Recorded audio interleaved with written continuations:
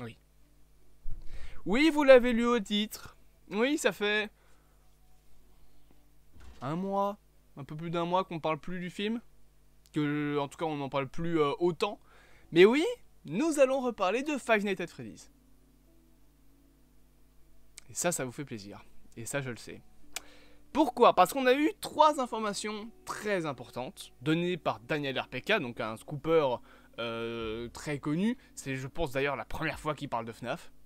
Genre, j'ai jamais entendu parler de FNAF avant, donc on a 3 scoops de la part de Daniel RPK concernant la suite du film Five Nights at Freddy's.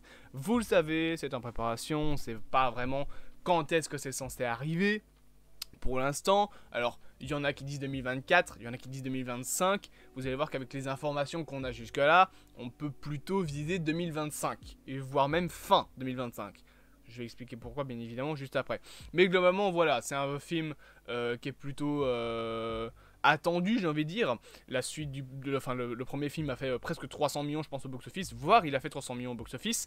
La suite, honnêtement, je sais pas vraiment si elle fera autant en soi, parce que je sais que comme le premier film a été lynché par les critiques et par une bonne partie en fait du public, je me demande si le 2 va vraiment faire autant. Est-ce qu'il fera peut-être pas un peu moins, à moins que les bandes annonces soient incroyables et donnent encore plus envie, que les critiques soient beaucoup plus présentes et que le scénario soit meilleur que le 1. Je pense que le 2 sera moins un carton au box-office, dans le sens où le premier a un petit peu déçu, en fait, globalement. Mais on a donc ce deuxième film qui est en préparation. J'ai bégayé, c'est pas grave. Et la première information que Daniel RPK nous donne, c'est le début du tournage du film. Donc le début de la production. Actuellement, il y a toujours le film qui est en scénarisation, enfin qui est en train d'être écrit. Donc on est dans la période de pré-production. On écrit le scénario. Emma Tammy, qui est la réalisatrice du premier film, avait déclaré qu'ils étaient en train d'essayer de réadapter le deuxième film, histoire de prendre en compte les critiques, ce qui est une bonne nouvelle. Voilà, ils apprennent de leurs erreurs. Il y a des studios qui font pas ça. Warner. Donc globalement, c'est une bonne nouvelle, je pense, que le film voilà, essaie de se réparer. En plus de ça, Emma Tammy avait aussi déclaré que le film serait une adaptation du second jeu Final Fantasy Freddy's. Donc ça, c'est ce qu'on savait de base. Maintenant, oui, il y a une autre info là-dessus, c'est qu'actuellement, même si le film est en pré-production, Emma Tammy n'a pas encore signé pour revenir. Donc la réalisatrice du premier film. Elle a dit normalement qu'elle voulait bien revenir, que c'était une chose qu'elle aimerait bien faire, mais normalement, actuellement, il n'y a pas encore de contrat signé avec elle. Est-ce que Blumhouse va changer de réalisateur? Je ne sais pas. Est-ce que peut-être qu'ils veulent un réalisateur plus connu? Bon, c'est pas Christopher Nolan qui va réaliser FNAF 2, hein, mais globalement, peut-être. Est-ce qu'il pourrait pas par hasard donner le film FNAF 2 à Scott Derrickson? Pour ceux qui savent pas c'est qui, il a déjà plusieurs fois travaillé avec Blumhouse, il a fait notamment Sinister, premier du nom, et je pense qu'il a fait le 2 aussi, et c'est surtout le réalisateur du premier film Doctor Strange. Donc, je pense que peut-être, si Emma Tammy ne revient pas, ils se tourneront vers lui, ou vers en tout cas un autre réalisateur avec qui ils ont déjà travaillé. J'allais dire James Wan, mais non, James Wan il a fait Conjuring et c'est à la Warner, ça c'est pas à Blumhouse, mais voilà, vous voyez où je veux en dire globalement. Donc le film n'aurait actuellement pas encore de réalisateur certain, c'est pas sûr encore que Emma Tammy va revenir, et commencera son tournage fin 2024. Donc on peut espérer une sortie fin 2025. Alors pourquoi est-ce que je vous dis fin 2025 alors que le premier film par exemple s'est tourné en 2 mois et demi et qu'il est sorti quelques mois plus tard? Tout simplement parce que, imaginons il commence donc en janvier 2020... non, c'est fin 2024, donc allez, en décembre 2024, il prend grand max 3 mois à être fini, ça veut dire donc, janvier, février, mars. En mars 2024, il est terminé de tourner. 2 mois pour la post-prod, on sera en mai. Un film d'horreur en mai? Réellement?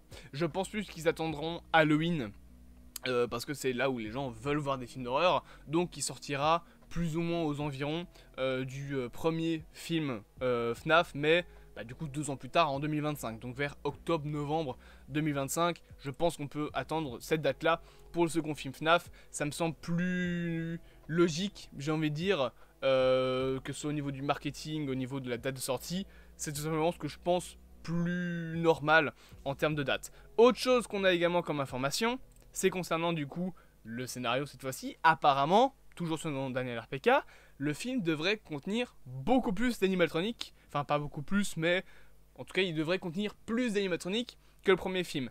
Et ça paraît logique, étant donné qu'on sait que, logiquement, ce serait une adaptation du second jeu. Donc ça paraît normal d'avoir plus d'animatroniques dans le deuxième film, étant donné que, je le rappelle, dans le premier, il y en a déjà une bonne dizaine, mais dans le deuxième jeu, il y a... Oh, je pense que si on est près de 20 animatroniques, c'est normal. Hein, tu comptes tous les toys, les Witherhead, les Shadows, etc. Je pense que, oui, il y aura au moins 14 animatroniques dans FNAF 2, là où dans le premier film, t'as Bunny, Chica, Foxy, Freddy, Spring Bunny et Shadow Freddy, bon, et quelques petits animatroniques sur le côté. Mais des gros animatroniques, dans le second jeu, il y en a beaucoup plus que dans le premier, donc il y aura beaucoup plus d'animatroniques dans le deuxième film. Autre information qu'on a eu également, et je sais pas si ça vient de Daniel RPK ça par contre, c'est qu'apparemment Shadow Bunny pourrait être présent dans le film en tant que petit easter egg. En tout cas, c'est l'information qu'on a eue. Moi, personnellement, je pense que Shadow Bunny sera surtout utilisé en tant que ombre de William Afton. Parce que si on adapte le second jeu, normalement FNAF 2 est, je rappelle, un préquel au premier jeu. Shadow Bunny, à mon avis, pourrait être une hallucination ou quelque chose du genre par le gardien de nuit, donc Jeremy Fitzgerald, on va reparler de lui juste après bien évidemment, qui s'imagine ce Shadow Bunny après avoir vu William Afton en Spring Bunny se balader dans les couloirs. J'invente, mais je me dis ça peut être intéressant. Alors Shadow Freddy, il n'y avait pas beaucoup d'explications au niveau du lore du film de pourquoi est-ce qu'il était là, mais si tu veux utiliser Shadow Bunny, j'ai dit Shadow Bunny je pense au premier, je voulais dire Shadow Freddy, mais Shadow Bunny si tu l'utilises dans FNAF 2, tu peux peut-être lui donner une explication à la, voilà c'est une hallucination de la part de Jeremy Fitzgerald.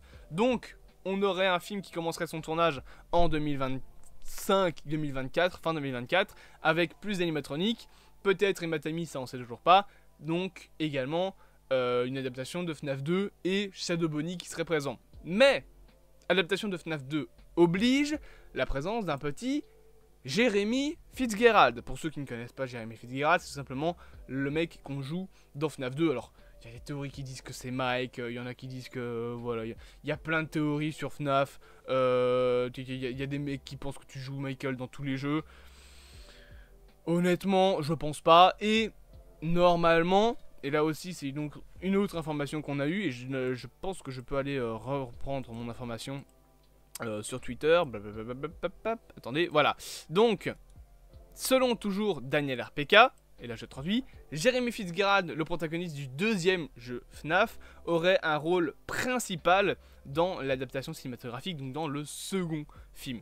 Pourquoi je vous fous une photo de Markiplier? Parce que de base, Markiplier devait jouer...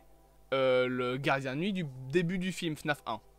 Donc vous savez, celui qui se fait tuer à l'intro, qui est à la place interprété par Ryan Reynolds, étant donné que Markiplier n'a pas su venir parce qu'il était déjà lui aussi en train de préparer son propre film, qui est donc Iron Lung, une adaptation d'un jeu vidéo où vous êtes dans un sous-marin, très compliqué, mais globalement il devait être présent dans le film, il n'a pas pu, et Scott Cawthon a précisé qu'il aimerait bien qu'il soit présent dans le film. Je me demande si on pourrait pas avoir Markiplier en tant qu'acteur pour le rôle principal du second film FNAF. Et il pourrait du coup jouer Jeremy Fitzgerald. Je me dis ça peut être intéressant. Après, à voir comment ils vont adapter ça, parce que c'est vrai que faire un préquel à l'histoire avec un personnage complètement différent, ça fait un petit peu comme reprendre le concept du premier film et juste le foutre dans le deuxième film. Et ça fonctionne en jeu vidéo, parce que globalement FNAF 2 c'est juste FNAF 1 avec plus d'animatronique et un lore différent, mais le gameplay reste le même. Mais dans un film, faire 3 fois le même film d'affilée, ça casse légèrement les roustes. Et tu te finis avec un film Saw. Voilà, tu finis avec Saw 4, 5, 6, 7, 8 et 9. J'insulte Saw alors que... voilà, bon bref, j'insulte. C'est un grand mot, mais vous avez compris où je veux en venir. Tu peux pas faire un film où le scénario c'est à chaque fois la même chose. Et le truc c'est que juste changer le gardien de nuit, c'est vrai que ça peut être un peu compliqué. Après, il y a beaucoup de choses à faire qui pourraient être intéressantes avec FNAF 2. On peut utilisé le film pour faire un petit peu la... comment dire, l'origin story de William Afton, en expliquant pourquoi est-ce qu'il est devenu taré, avec ses gosses qui sont morts, peut-être avec l'explication des Stringlock un peu plus présente, pardon. Peut-être qu'on peut même adapter David, qui est un personnage des livres. Donc globalement, je pense que William Afton pourrait être présent dans le film pour, on va dire, impliquer plus son côté origin story. D'un autre côté, dans FNAF 2, tu peux aussi avoir Jeremy Fitzgerald, qui peut... Jeremy Fitzgerald, que je raconte. Henry, qui est présent, donc le co-créateur de Fazbear Entertainment, Henry Emily, qu'on avait théorisé comme étant le père de Mike dans FNAF premier du nom, dans le premier film FNAF. On peut imaginer que dans le deuxième film FNAF, on peut avoir Henry Emily qui finit par virer William Afton, et ça expliquerait pourquoi est-ce que William capture Garrett pour se venger, par exemple. Et en plus de ça, bien évidemment, vous le savez, dans FNAF 2, il y a la morsure de 87 qu'on pourrait avoir, je pense, dans le film. On peut peut-être même avoir la morsure de 83 et celle de 87, pour ceux qui ne savent pas la différence. 87, Mangle, mort, Jeremy Fitzgerald, et le mec survit d'ailleurs, juste il a un lobe, je pense qu'il a un lobe frontal en moins, mais il survit à la morsure. Et en 83, c'est donc Evan Afton, le gosse de William Afton, qui se fait mettre dans la bouche de Fredbear, un animatronique du Fazbear, je pense que c'est quoi, c'est le Fazbear Family, non c'est le Fredbear Family Diner, par son frère et 3 de ses potes qui voulaient au départ faire une blague, sauf que tu as la bouche de l'animatronique de Fredbear qui a lâché et qui s'est refermé sur le crâne de Evan Afton. Il a fini dans le coma et par la suite il est mort. C'est la différence entre les 3 morsures, et on dit 83 parce que ça se passe en 83 la première morsure, et 87 parce que du coup ça se passe en 87. Et FNAF 2, le film, se passe en 87. Enfin FNAF 2 le jeu, pardon. Donc je pense qu'on pourrait avoir les 2 morsures. Globalement, pour résumer un petit peu, vous aurez un film qui commencera son tournage en 2024 avec plus d'animatroniques, avec la présence de Jeremy Fitzgerald, et on ne sait pas encore bien évidemment si Yamatami va revenir, mais honnêtement je pense qu'il n'y a pas de raison. Et bien évidemment on précise que Shadow Bonnie fera partie du film. J'espère donc que cette petite vidéo vous aura plu. Bien évidemment n'hésitez pas à vous abonner, à partager, à liker et à commenter cette dernière, et on se dit à bientôt pour de prochaines aventures.